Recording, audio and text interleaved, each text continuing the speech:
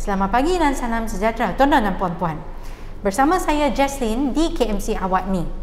Hari ini kita akan menemu bual Dr. Kwek Boon Hong, pakar kanak-kanak berkenaan dengan kebimbangan dan isu-isu yang dihadapi oleh ibu bapa sepanjang penularan wabak COVID-19 ini. Marilah kita tengok. Doktor. Yes, Jaslyn. Saya ada beberapa soalan nak tanya doktor, boleh tak? Boleh tanya. Boleh ya? Okey. Tunggu sekejap, tunggu saya buang dulu. Sekejap Jaslyn.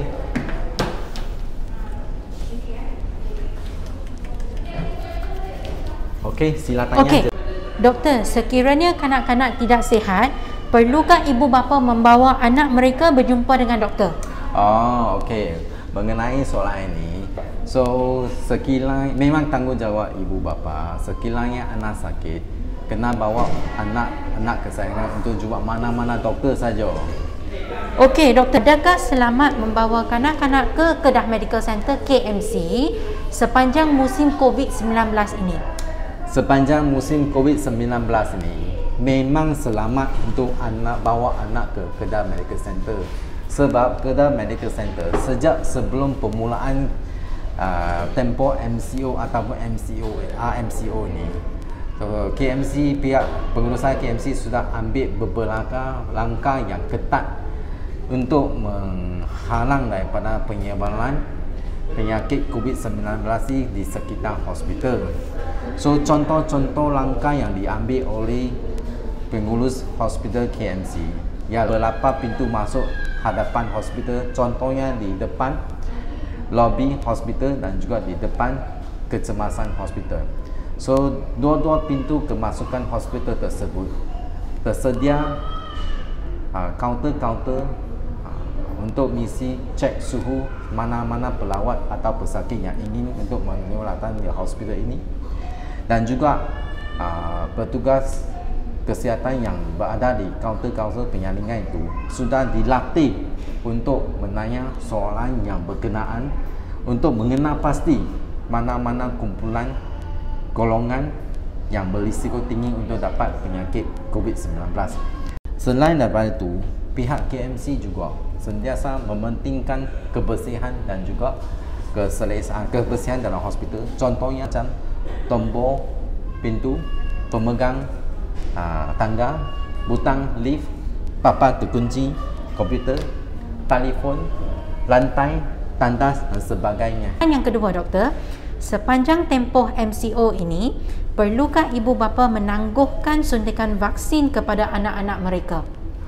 Okey. Soalan ini juga lama yang tanya kepada pakar kanak-kanak.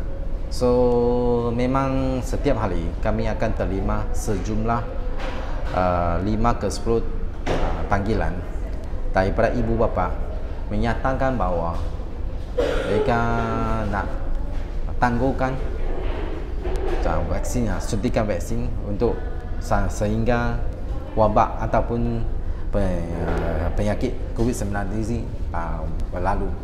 Tapi dengan pandangan doktor, tindakan tersebut tidak wajar dan suntikan vaksin tidak perlu ditangguhkan pada musim COVID-19 sebab golongan kanak-kanak adalah golongan yang berisiko tinggi untuk mendapat berjangkit yang ada risiko mortality dan morbidity yang tinggi. Dengan adanya vaksin, maka pesakit ataupun kanak-kanak baru dapat dilindungi dengan sewajarnya.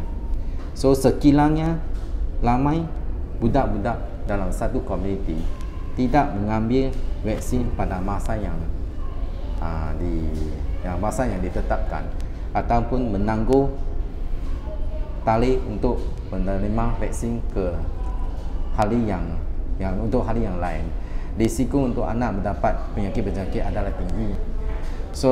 Bagi saya sikit masa untuk terangkan kepentingan vaksin untuk anak ibu bapa dan juga komuniti. Berikut ada video yang bermaklumat, video yang terperinci supaya boleh bagi sedikit sebanyak informasi kepada ibu bapa mengenai kepentingan vaksin walaupun dalam musim COVID-19 ni. What is herd immunity? Picture a community or herd of healthy people. An infectious disease would pass easily through the community from person to person. Vaccines train our immune system to protect us from diseases it hasn't come into contact with before. For example, the MMR vaccine provides immunity against measles, mumps and rubella. During an outbreak of a disease, vaccinated people will remain healthy. As they won't become infected, they won't pass the disease on.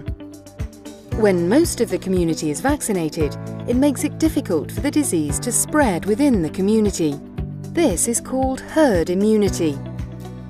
If more people within the community remain unvaccinated, herd immunity can break down, allowing the disease to spread more easily. Herd immunity is especially important for individuals in the community who can't be vaccinated. For example, if they are too old, too young, or have weak immune systems.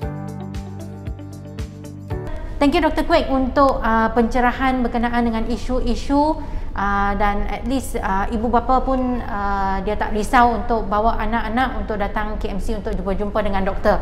So thank you very much doktor. Terima kasih. Terima kasih Jaslyn. So saya teruskan kerja saya. Baik-baik doktor. Okay, terima kasih.